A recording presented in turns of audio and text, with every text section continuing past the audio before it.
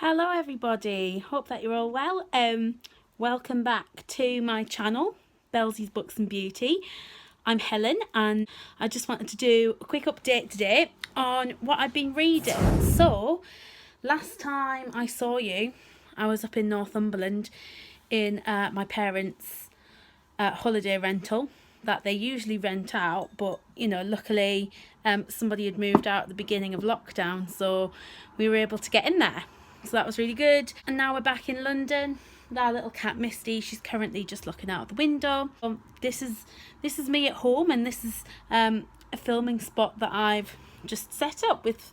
I've got a tripod and I'm using my phone, so I hope this is a bit better. I hope it's a bit lighter. I was going to try and do a couple of these videos a week. I've had to change my name just back to my my maiden name, Helen Childs, because I use my Gmail for my tuition, and every time I was tutoring somebody, it was coming up in the corner, Belzy's Books and Beauty, and the kids were saying, what is this about? What is this Belzy's Books and Beauty?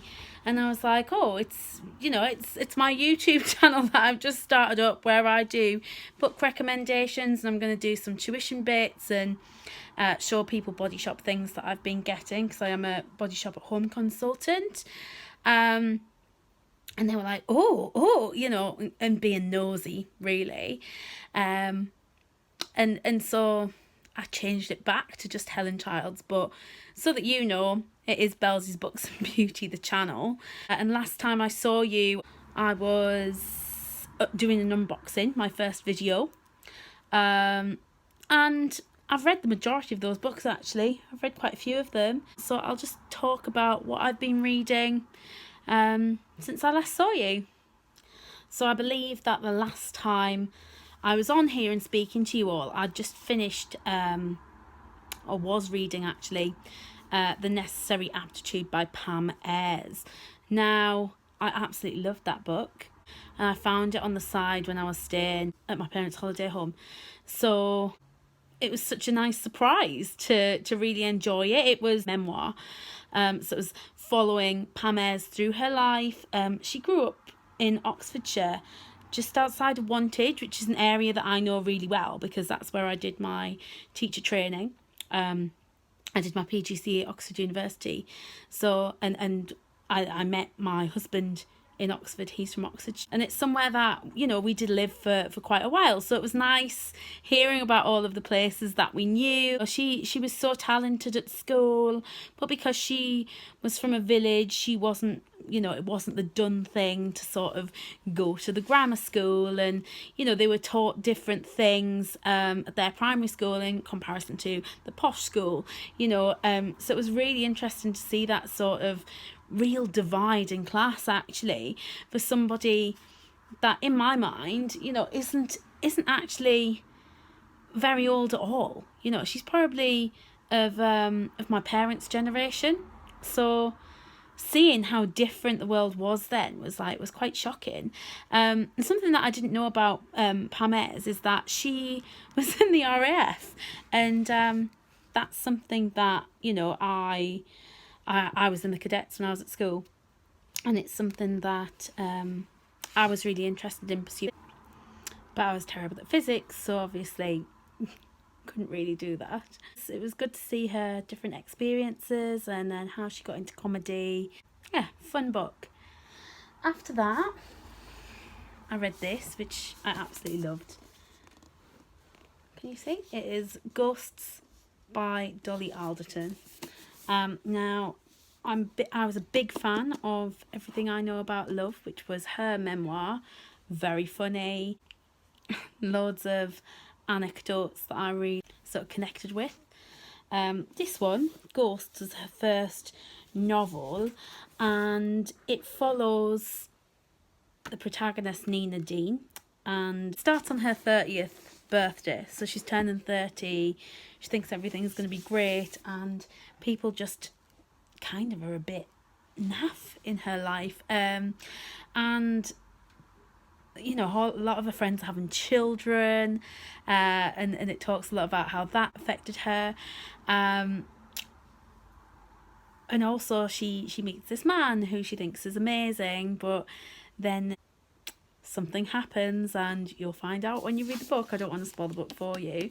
And also her dad isn't very well. It's looking at the relationship between her mum and her dad. He can't remember things like his mother has died, for example, and he keeps like trying to go back to his mother's house, so it's really sad in that way. But I really enjoyed it. I thought it was a great book.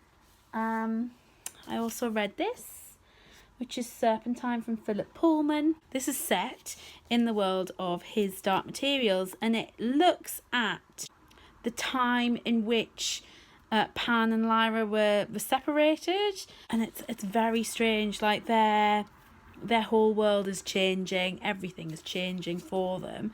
But it was a nice sort of little look into that. I quite enjoyed it. I didn't love it, but you know, I do like these little Philip Pullman books.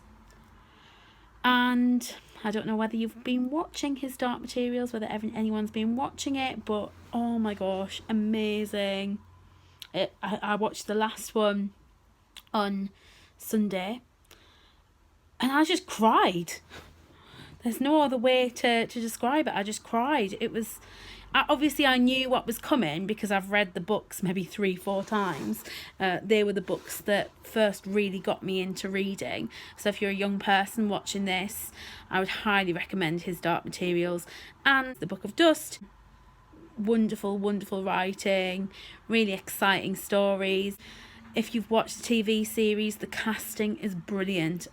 I thought that Ruth Wilson as Mrs. Coulter, absolutely wonderful, because you see her humanity, but then at the same time she's so sinister and so ambitious, and she's this woman in this society that doesn't really value women, and she's got so much to offer, but you know, at the same time all she wants is her daughter. And you can see like how oppressive the regime is. You're looking at her, at that character, but oh, it's just wonderful, the way that they've shot it. The characterisation, the casting. Serafina Pekkala, love her casting as well. Lee Scoresby, love Lin-Manuel Miranda as Lee Scoresby as well. Anyway, getting back onto books, I also read The Midnight Library. I didn't know how I'd feel about it. I read it for a book club and I absolutely loved it. The Midnight Library by Matt Haig. It was just wonderful. Easiest way to describe it is, at the beginning, a girl is suicidal. She gets another chance. She goes to this place called the Midnight Library, which is sort of like limbo, if you like, purgatory. And it's sort of, the Midnight Library is like a sort of personification of the happiest time in her life. So you're told right at the beginning that her father has died, and she's in the library with the librarian playing a game of chess, and I think she's about 13 at that time in the book. I can't remember the name of the girl in the book. I'm so sorry, I'm really bad remember character names. I had to go back in Ghosts to see that she was called Nina Dean and that as well. I've given the Midnight Library to a friend, so I can't check it either for you. But yeah, the main character goes into this limbo sort of state, and she's given a choice to change her mistakes. So she's given this huge book of regrets, and she's able to go back and change the regrets and live her life if she hadn't done those things. So I really enjoyed it. There was a lot of philosophy which some people don't like, but for me it was a 5-star read. Then I also read this, which is one that my friend recommended to me. This is Serpent and Dove by Shelby Mahurin. I think that's how you say it. Mahurin, maybe. And this was just brilliant. I couldn't put it down. I read it when I was up in Northumberland, and then we got back, and it's been quite hectic since we got back. So our kitchen was being done, and it isn't actually finished, and we've had a huge hoo-ha. Our builder... Well, we got rid of one builder, got a new builder, and the new one has COVID. So we're currently isolating. We're in tier 4 anyway now, so it's been a bit like, since I got back, it's been a bit like a Craig David song. On Tuesday we're in tier 2, Wednesday tier 3, and then by Sunday tier 4. So absolute madness last week. And yeah, our builder told us On Thursday he didn't feel very well, so we started isolating. We saw him on Tuesday, and then on Friday he tested positive. Now me and my husband are both fine. We're counting the isolation from that Tuesday because we hadn't seen anyone from that Tuesday when we saw him. We hadn't been anywhere, luckily. So yeah, we're counting it up until Boxing Day. So fingers crossed, if we don't get any symptoms and if we're okay, we'll be good for Boxing Day. I think that's the way it works. Anyway, because of all that drama, I didn't get this finished. I had about 100 pages at the end, and I'm friends with Lauren from Lauren on the Books. That's kind of why I've got into doing this, because she runs a book club. That's the one that we read, Midnight Library for, and also the book that I'm going to talk about next, we read for book club as well. So yeah, she runs a book club with a few friends, and we meet on a Sunday once a month. And she also runs Cozy Reading Night. I think she's been doing it every 2 weeks on a Friday night. So this week I started reading, I think about 6 o'clock, read the end of this winter, which I'm going to talk about. That's our new book club, and a bit of Where the Crawdads Sing. That's all to come. I was so tired on Friday. I read this, fell asleep reading it, and then woke back up, finished this, read the next one, and then read a bit of Crawdads as well. But it was nice to do a cozy reading night, like, because of being in isolation. I did just need a bit of chill downtime. Anyway, this Serpent and Dove is all about witches. The main character, Lou, she's called Lou. Oh, look at this. It's got like an amazing map of Belterra, which is the land of the witches, and then you have this Cesarine here, which is the city of Cesarine, which is where the witch hunters live. So the story goes that Belterra was the country of the witches, and the Cesarines basically took over in some way. I think like the king of Cesarine had an agenda against the witches, and now, you know, in Cesarine they are witch hunters because they want to claim that land back, but of course the witches want their own homeland back, and Lou is stuck in the middle of all this. So Lou, you start off and you don't really know who she is. She's a thief. She doesn't really use her magic at all. There's this elusive ring that she needs to try and find. She ends up being able to get the ring, but she gets intercepted by one of these witch hunters.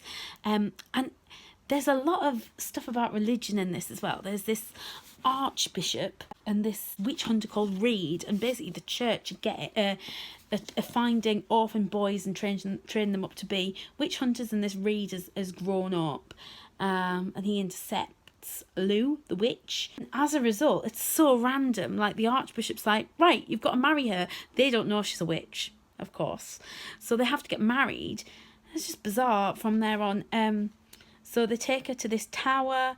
Luckily, one of her witch friends gets in because they've got this infirmary upstairs handy. And yeah, she's kind of kept prisoner in this tower.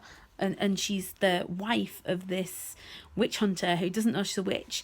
Anyway, they find a witch and burn her. And like, it's very strange. She kind of goes into the witch.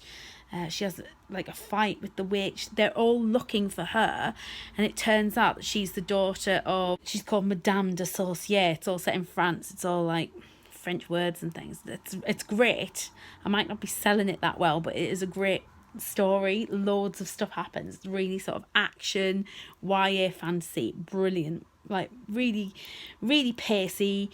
I really enjoyed reading it. It was hugely escapist.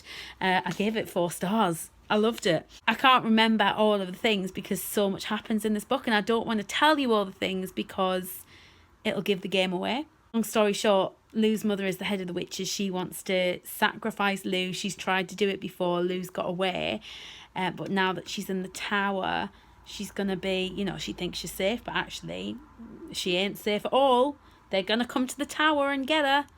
So that's the premise of the book. I'm not going to tell you any more. Read it. If you love fantasy, if you love YA and witchy stories, you will love this. And it's a whole series. So the next one's called Blood and Honey. This was recommended to me by my friend Emma. And thanks so much, because I love that book. All right, next we've got this one, This Winter by Alice Oseman. Now, this is a graphic novel about, it's from the perspective, yeah, so the son Charlie in this has an ED, and it's very sad because it's around Christmas time and he just feels really uncomfortable and people are asking him awful questions because he's just been through therapy. He's had a hospital stay, so you feel really horrible for him.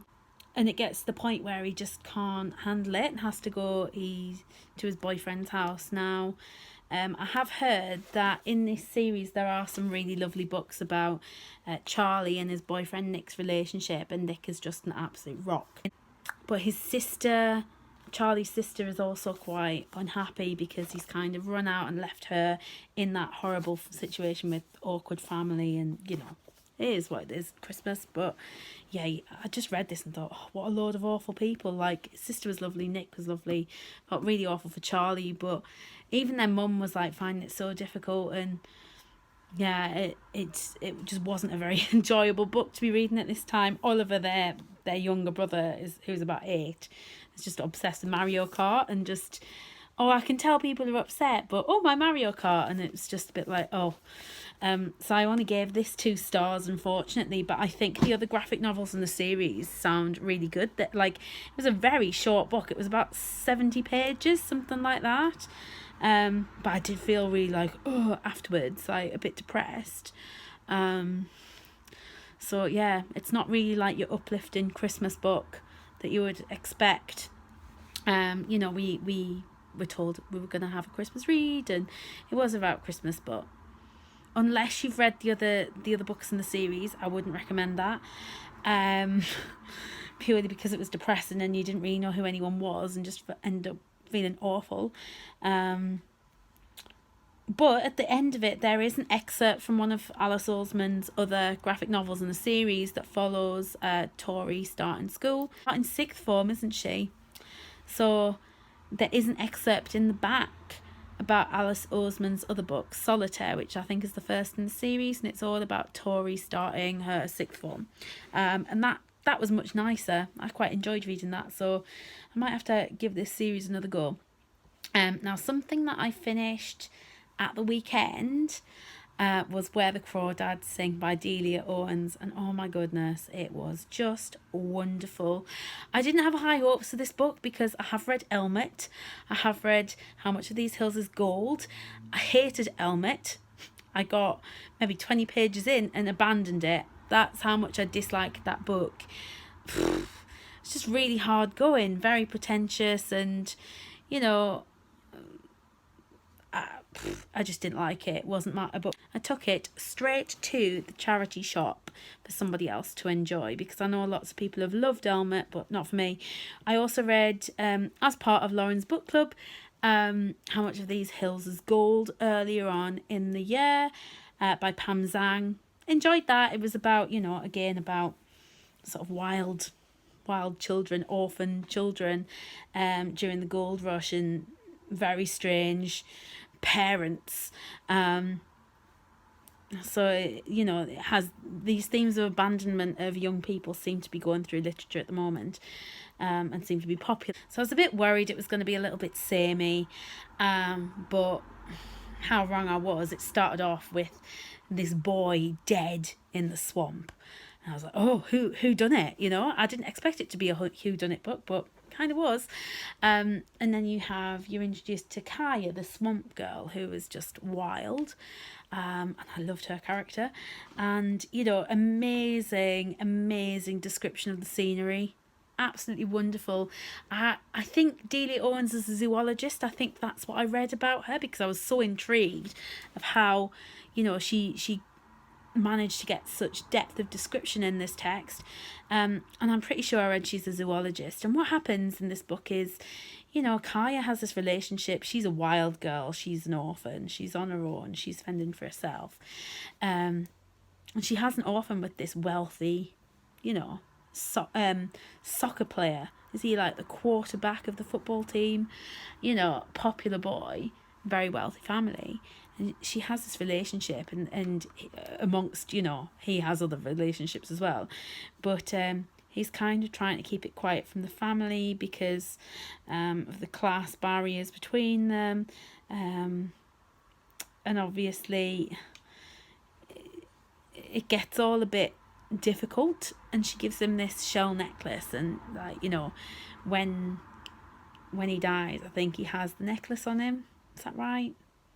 Sorry, I've been listening to this on Audible, and I've been listening for ages. That's why I'm trying to like think, is that correct? I think it is. I think that's what starts the whole hoo-ha. Anyway, one day he's dead, and obviously Kaya, being a swamp girl, is the one who's given the blame. Now, you follow her through her trial, and the whole time you're just like, oh, they're just prejudiced against her because she's grown up on her own, eating biscuits in a swamp, you know. And you feel really bad for her. And, you know, you just think, oh, this is a huge injustice. She serves the time. You just think, oh, what a huge injustice. And then at the end, so read it and find out. Reese Witherspoon has bought the rights to make this book into a series or a film, and I cannot wait to see it. Delia Owens has been so clever with this writing. I honestly loved it. It's like, it's one of my favourite books of the year. I've read that and The Midnight Library. They are two of the top books I've read this year. I think those two, The Muse, The Five, are my books of the year. If I had to pick four, those are the ones that have stayed with me the most. That's it from me today. I've been talking for quite a while, but I hope that you've enjoyed listening about the stories that I've been reading. Hope that everybody is staying safe. And yeah, thank you so much for watching. And I'll see you again soon. Bye.